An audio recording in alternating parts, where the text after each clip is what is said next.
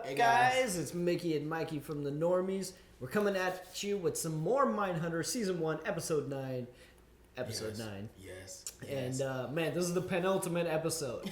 That second episode 9 was the name of the episode because that's the name of the episode. This is the I mean, I really don't know what's going to happen because, like, we've seen this pattern of, like, the show starting with, like, the short snippet of the guy. Yeah. And I know who he is, and it's really fucking cool how they're showing it.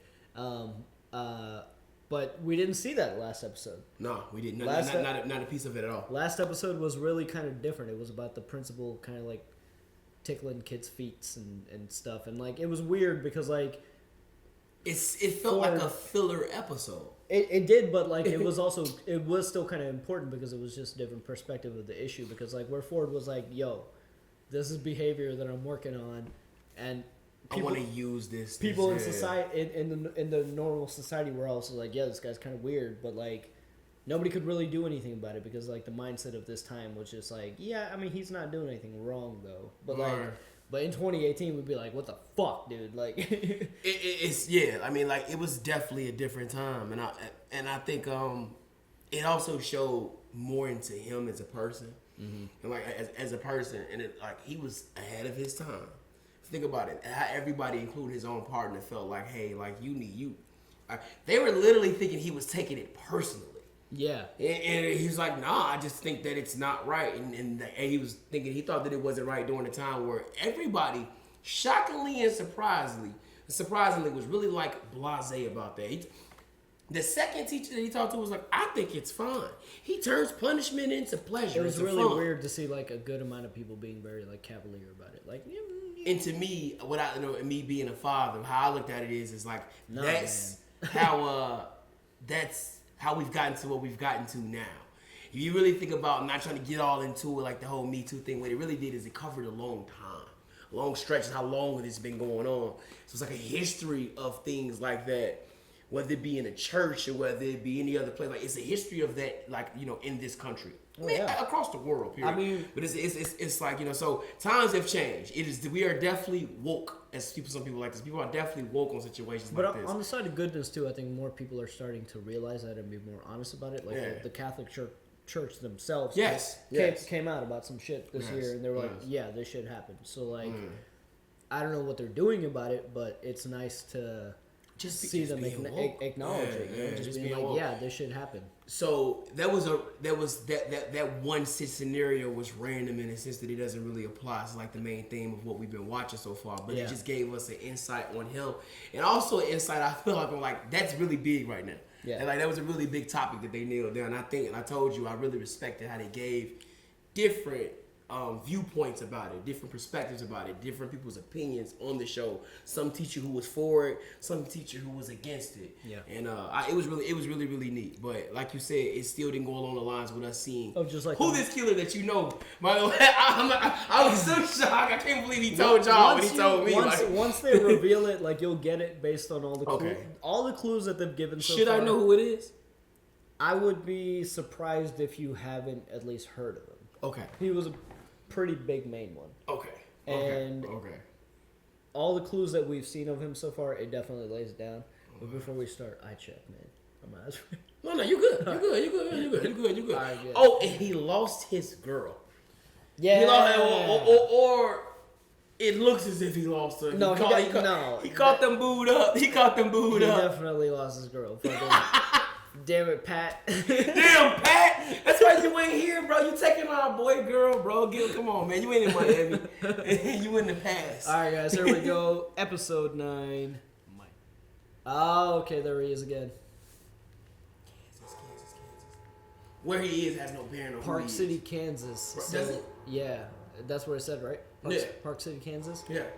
Yeah, the last time we saw him, he was gearing up for that. He had all this shit laid out, like the gun and shit. Oh god, this is fucking creepy, bro. Like, it's creepy because you know who it is. You know, he's like, I know, and it's like once you find out, like okay, we gonna see. I have a lot to converse about it. I just can't reveal it to this review. Well, we one episode away, guys. I hope they're like straight up say it though, because if they don't, I'm just gonna say it. This feels like an actual scene with him, where like so far it's just been kind of snippets. Still weird. Two episodes ago, he exposed he's extremely weird. But he actually exposed he's weird a long time. It was when Tench noticed the crime scene photo, and he saw like how the hands were tied. Yeah. And like a few episodes before, one of those short snippets, we saw him just in his living room tying knots. Yeah, but at the same time though, like when I saw it, I left with the feeling of believing that we were fooled. I felt like I was fooled because, like you said, he's like, we had always thought that he hadn't done anything at all. Yeah, like he was gearing up to. Yeah, and that wasn't the case. And it's, based on, like, if Tench is correct and that is connected to him, then he's already been at it. Right. Unless... I felt fooled. I felt fooled. I felt like, damn, how did I not notice that this dude is already in the mode of doing some shit? Yeah, because there is...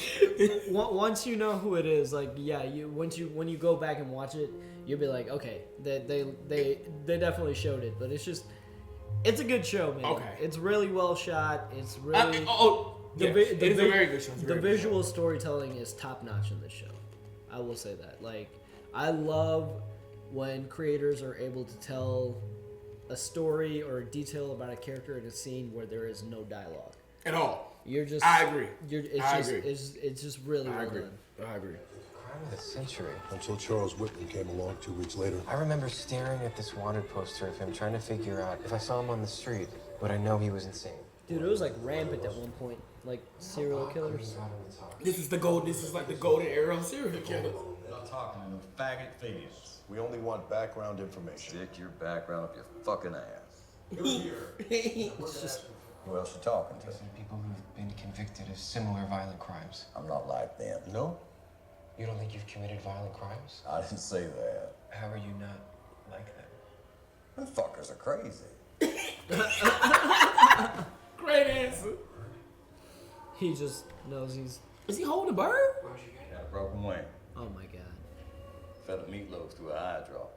Did he just go off? Did you give it a name? I see your tattoo. I read about it. I collected these pieces on you. The tattoo is kind of legendary. I always wondered what it looked like. You sound like a fanboy out of nowhere, like. You want it? You went to the nurse's apartment, knocked on the door. One of the young women answered it. At what point did you decide to kill them? What gave you the right to take 8 right cunts out of the world? 8 hot pieces of ass. He was like... You think that's fair? This boy's a genius at getting these dudes to talk. Genius. Genius. You're crazy. How'd you even fuck 8 women the same night? I only fucked one of them. He On is, the man. couch. I could have fucked all of them. Why didn't you? They kept coming, one after the other. What'd you do when they came home? Put one in the bedroom, one in the closet. You corralled them. He just kept choking all the girls, all 8 of them. Once I killed one of them, I had to kill all of them. Well, you got overwhelmed? No, I just decided to kill them. Except the one. And all them girls, I lost count. You attempted suicide at that $1 a night motel. I didn't do that. Well, you sliced your wrist. Fuck no, that was a fight. What was? How I got cut. Who'd you fight? Some raccoon trying to hustle. He's impressed with Loki. You lost a lot of blood. Did it hurt? I didn't feel fucking nothing. Yeah, you tried to do it. Yeah, he did. Maybe you're feeling sorry for yourself. Fuck you, peckerhead! You know why those cunts died? Oh my god! Wasn't their fucking night. Whoa. Well, that was fucked up. Oh, yeah. Really? You're talking like... They shut that jail down. I don't even, it's still sitting in like an old museum. They also shot Prison Break there. Small fact. Really? Yeah. A video archive of our most violent offenders. Imagine that for posterity. And these interviews are on YouTube. Yes, they are. I saw they are. I saw the Ed Kemper ones. You bro. can see the Charles Manson. I know. Yeah. It's. Oh, look at these planes getting more and more upgraded. You might want to consider losing the tape. What? There is no dishonor in losing at least the first 3 minutes of that tape. He just doesn't want to. Yeah, he's very old school. I mean, it is. I don't know. I really don't know how to feel about it because he's got to mold himself to a certain way to get these. Like he's realized at this point in his job that you have to be a certain way with each person to get them to talk. But it's like, at what length? Like, where's... I said it went about the whole way he took that last situation. This guy's ahead of his time. This dude, they say he's a fucking Renaissance man. Like if you awkward. Yeah, you gotta keep walking though. Yep. You ain't going in there. Yep. Oh no. Oh. You were right. This is the clothes room in the laundromat. At the laundromat, cause the tea's gone. Letters were too big. But this dude's ahead of his time though, bro. He ahead of his time. He got to him. He wants him to delete it. What I think is cool is that he's doing it because he know he flopped up with his flim flam ass. He flopped up with his flim flam ass when he told on the squad. His rape was committed reflexively. He had no idea what he was going to do that night. Every single act he committed was spontaneous. And we knew that from the evidence. I mean, he was on fucking heroin and shit, Hear so... him say it? We need terminology to distinguish a Kemper from a Speck. Isn't that organized and disorganized? No, those terms describe procedure. It should feel like a long story, continually updated. A series of killings. Serial murderer? Serial killer. Oh! It's better. There it goes. There it goes. And that's accurate. Like, the character attention is based upon. He is coined, to have coined that term. You might not want to follow a federal agent. There could be consequences. You're just a kid. Girl, I'm the FBI. So young to be ruining people's lives. Mrs. Wade. I'm sure you're aware that Roger was let go by the school district. Oh, maybe he committed suicide. Let's see. Which means he can never again work in Prince William County. He can't work anywhere. Why you holding the elevator right there though, like? I understand you told the superintendent he could be a pedophile. These were started by teachers. You know. Roger was going against the wishes of faculty and parents. He'd been given every opportunity He to... did nothing wrong. Except not listen to people who cared about him touching kids' feet. Yeah. Like, stop. I almost don't know him anymore. Yeah, because I'm not... I've never seen him so morose. He doesn't sleep. I wake up in the middle of the night, he's in the living room. Because he's away from his so addiction. He's missing them kids' feet. Would you like to come in? You're very young as well. Because you don't even get what's going on. The person you're married to. We're not married. Then there's still time. Damn. Oh, wow. Don't worry. Drop one of Clue's bombs. Don't for the principal's wife. don't worry, it's over already. Drop one of Clue's bombs for the principal's wife. Whoa. There's still time. In real life, she be in jail before she made it down to the bottom of the elevator. She got to the first floor. Police was been down and waiting for her. Oh yeah, FBI. You roll up on a federal agent, Yeah, you're you done can't for. just you can't just You roll kiss up it on goodbye. You got my address. How? Took a while. How? Oh! Why you drop it though? But there were a bunch of ants and shit. Oh yeah, now there's like Now in the house, I mean. those look like red ants too. Oh God! This just came in from the Atlanta field office. 12-year-old girl raped and murdered after she got off the school bus. Atlanta? Adairsville, 60 miles northwest of Atlanta. Contact the case lead. Lisa Dawn Porter disappeared after being dropped off at the driveway to her house. Her body was found in a wooded area 10 miles away. Cause of death was determined to be blunt force trauma to the head, probably from this rock. Marks on her neck also indicate manual strangulation from behind. She was a cheerleader? Majorette. They marched with the school band, twirled batons. What else do we know about her? By all reports, she was a good girl. No drugs, no alcohol, no boyfriends anyone knows of. Autopsy indicates that she was a virgin. Low-risk victim, low-risk setting. Her clothes were disheveled. There was no debris on them. I mean, she was 12, man. They're like showing off like the vocabulary that they've come up with so far, like low risk victim, low risk setting. Oh, look at you. Look at you. With the coat over her face? That's how she was found. It was yellow. The young couple noticed it walking through the woods. He places it over her head. It's like he's covering up what he's done or something. Ashamed of it. Let's say there's shame. What does that tell us about him? This might be his first murder. He's young. How young? Maybe another teenager. Strangulation. Even 12-year-olds rarely comply. Takes real strength. Mid to late 20s. That's where I'd put him. He intercepted her between a bus stop and her home, which is only a short distance away. It's possible he knew when she was coming home from school. The woods where she was found Neighbors. is a known makeout spot for the locals, so Somebody in the neighborhood. Maybe they knew each other. Can't assume that. He could have threatened her at gun or knife point. Absolutely. If he knew her schedule, then he probably planned the kidnapping, which means he most likely planned the rape. But did he plan the murder? What does the crime scene tell us? Disorganized. It's improvised. He killed her with a rock. In the yellow It's jacket. just what was available. It's the opposite. Right. Seems disorganized. all of this indicates that this organization. What about the covering of the face? That's the thing. It's shameful. It was like spontaneous. He planned the rape. He didn't plan the murder. He might even feel bad about it. Nice. He said nice. So I'll be back to them and tell them what we're thinking. Are they expecting to hear back? Well, yeah, this isn't just an exercise, is it? He's like, God damn it. The new guy been on point after him running off at the mouth to his Yeah. I guess to the dude, to the guy that got him his job. But he been on point. Even when he told him to go back and holler at the principal, man, we the FBI, man. We don't believe the unsub planned the murder. Certainly didn't try to cover it up. And like Greg said, if he knows about a lover's lane, he could be from the area. And it might not be his first rape. See what records you've got on young men in the Floyd and Bartow counties. Yeah. How often does this get done? The trees, they've been cleared around the power lines. Well, this is rural Georgia. Not very often. When those limbs are freshly cut, Nice. No. Don't tell me they was this good back in the day, huh? About the rape of a 13-year-old girl. He works for a tree limit service. They said he spent a week on the Porter Street. bingo. Wow. Name's Daryl Gene Deviere, 24 years old, high school dropout. Got him. Was in the Army, went AWOL, discharged after 7 months. Couldn't handle the military. Disorganized. Got him. Every afternoon he watches Lisa get off the bus. She's got a sunny disposition. Maybe she even talks to him. He sees her in her majorette outfit, makes her look a little older than 12, and he's able to justify his attraction to her. Maybe even fantasize that she He's like, what the fuck?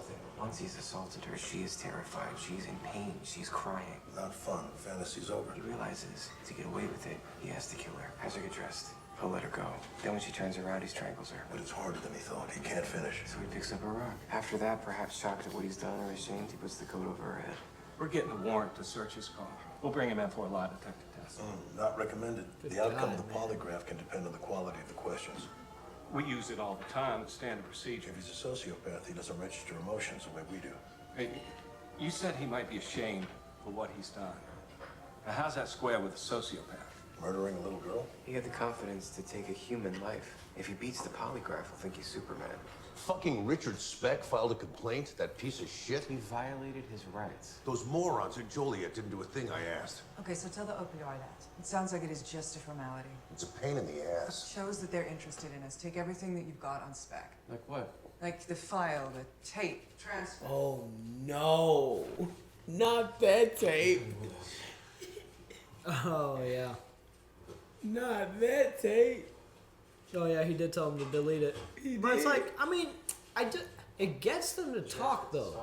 And who gives a shit about their rights?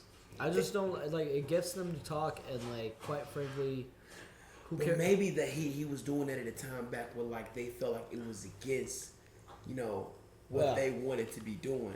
I bet you had a protocol of certain things they didn't want you to say, maybe cursing. He Oh, yeah. said 8 right cunts. Yeah. Great ass or something like that. And Or she's about to and listen she to about it. to read it. And you know what her problem is with him? He keep not telling her this shit, and she keeps finding out in other But there was ways. also the episode where we find out she's a lesbian, so she also lives a very taboo lifestyle. That's true. And so, like, Very, very true. And so these are like stressors for her, like trigger points for her. You think so? I like that, man. Yeah, I think you're right. I think you're right. And he keep triggering that shit. Agent Ford, he directly named in the complaint. I'm sure the nature of my questioning brought back uncomfortable memories for him. You asked him questions about The night he killed 8 women. I'm assuming you have a record of the interview? I have a transcript. Oh no, Greg his punk ass was trying to put the real transcript back in there. There's a tape of the interview. Tape? You have the tape? And then scrap We the tape. reuse our tapes. I'm afraid that we erased that interview. Oh shit, he just lied. We recommend you do not do that in the future. I'm assuming your funding would cover the purchase and archiving of audio tapes. Yes. I think he did put the actual Richard transcript. Speck, what a shit We gonna stick. see. That's what he was trying to do. And he told him like, "What is you doing?" Read to the end. We should have kept the tape just for that. That's hilarious. As soon as the tape went off, there was like So they'll probably cut them slack even if they find shit. Cause it's a guy who killed 8 women complaining like nobody here really cares. We're just doing our jobs. That was a good scene. It was. We gave them a transcript, that's all. So you're in on this too? Sorry, I apologize. I don't even know where to begin. 8 right cunts. Sure, let's start there. I knew that was gonna be the highlight of the 8 right cunts. You can't like everything we do. We're talking to serial killers. Serial killers. New terminology. So you're just going to say and do whatever you want. Never mind that we are answerable to the LEAA and the NIJ. This study is funded with congressional dollars, taxpayer money.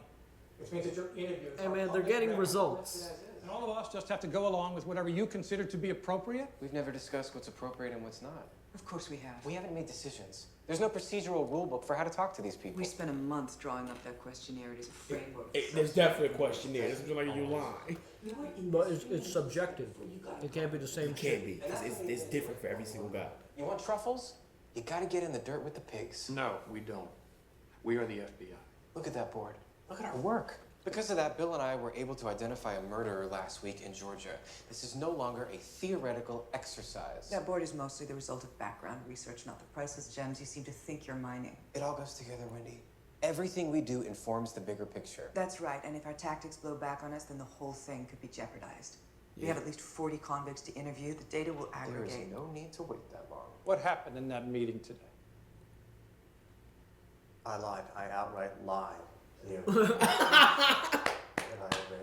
gave them the redacted transcript? Yes. They don't know about the right cuts.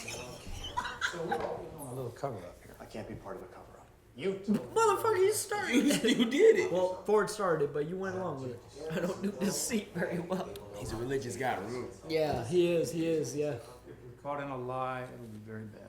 I'm okay with it. I started this thing. Let's see it through. It is not too late to go back to the OPR. And tell them what? The truth. Easy. They don't give a fuck either. Just go with it. Run the fucking tape. They don't give a shit about Speck. Nobody does. This can die right here. Yeah. They don't. You need to finally get on board. It could be a lot of good. A lot of good probably was done once he stopped being a punk. I'm not going to speak about this anymore. We will protect the unit. There you go. Something's wrong. In my entire professional life, I have never been put in a position of having to withhold information from the Bureau, and I resent it. Moving forward, you will establish clear guidelines for the behavior in these interviews, and you will adhere to them. She just basically snitched. She did. She basically just snitched. And then she snitched on the dude with a new dude, and the new dude supposed to be the snitch. I do agree, like, him talking like that, it's like, whoa, what are you doing, man? But, like, he's smart. Like, he's figured out at least that you have to talk to each of these guys differently. It's like being in sports, like you draw the play to go to somebody for a can't touchdown, just have, and they're covered, and you throw the ball to somebody else, and you score. Do you complain about how we scored? Like, nah. He did what he needed to do to get what we came here for. If anything, I'm happy you got him to talk. We came here, he says nothing, then... You can't just have one questionnaire for everybody. It's gotta be like a custom built interview. Is he gonna send it? He gonna send it in? Is he really? The tape? Don't you fucking do it, man. Let's see. You know, he's a religious guy. He's a flip flopper. This guy's a flim flammer. Are you fucking kidding me, man? Oh, he fired though.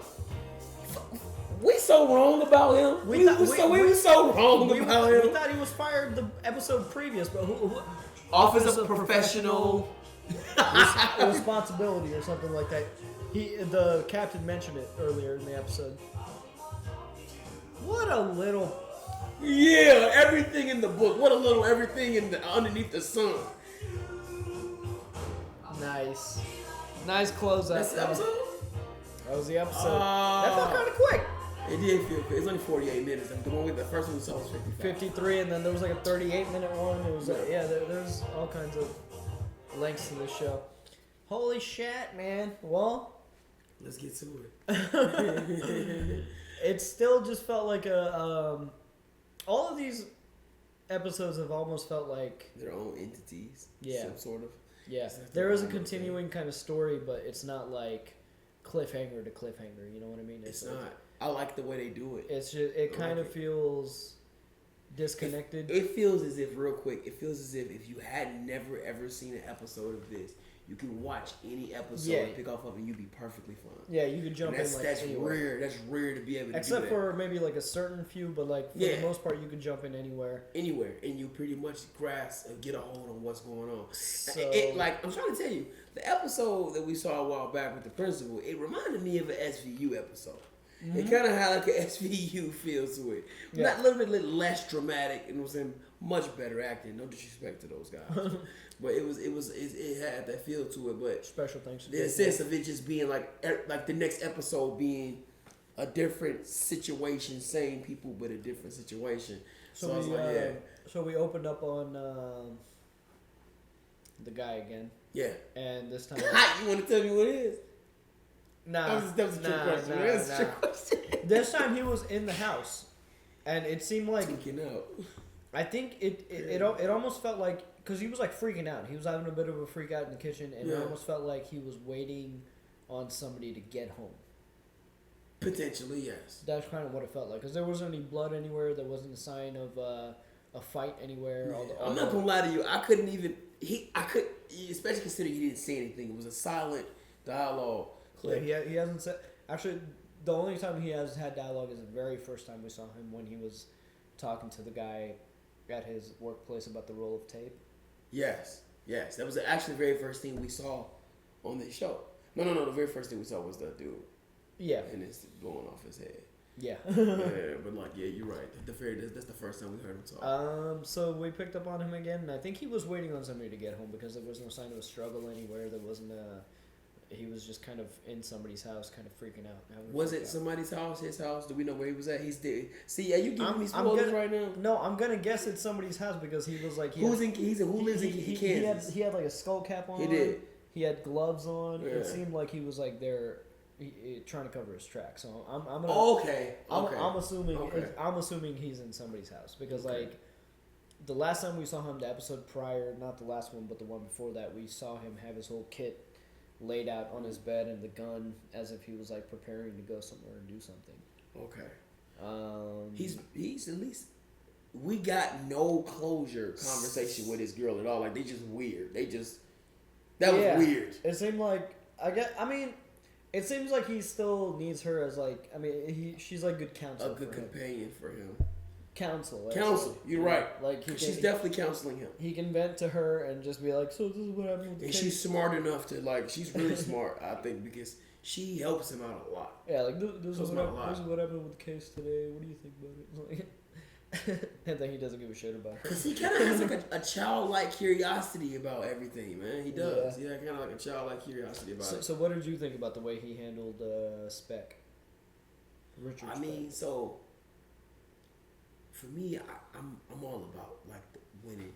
I'm all about the wins. If we showed up here in Joliet and we went down a questionnaire, which we were given, which we took a while, she said we went a while to go through this questionnaire, and it didn't work, and you decided to change audible, in so many words, you changed the play, and we won based off of your audible, I'm protecting the team. I'm protecting the win. It's all about winning. I enjoyed that. Why? Because you showed me under pressure, bro. You all about winning.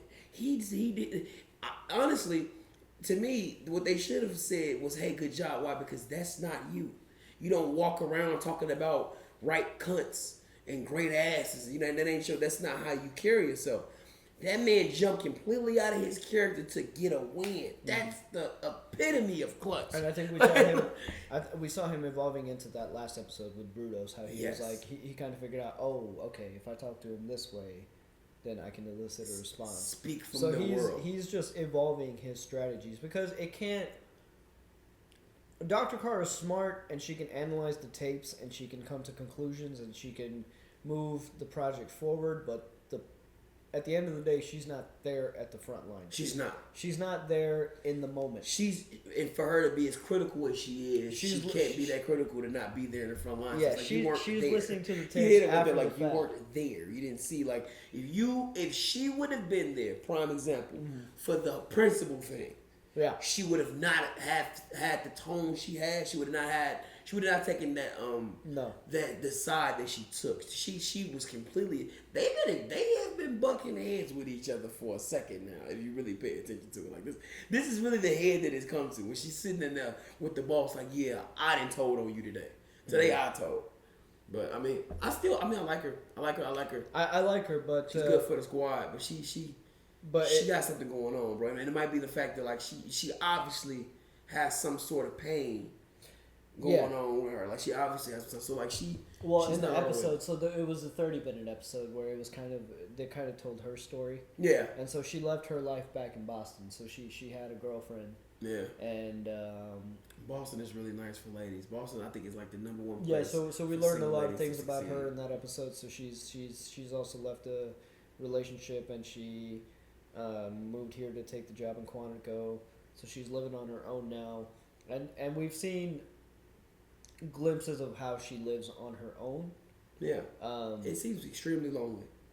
So she's very schedule oriented, but she doesn't really take care of herself. Like we saw her doing laundry, and she wasn't like separating her clothes. It was just like dump it in there, throw some soap in, and then we've pretty much seen her eating like canned food. So she doesn't really cook for herself. So it's like she's a workaholic, and she's very like time oriented, but she doesn't really take care of herself per se. You know what I mean? Or like doesn't know how to.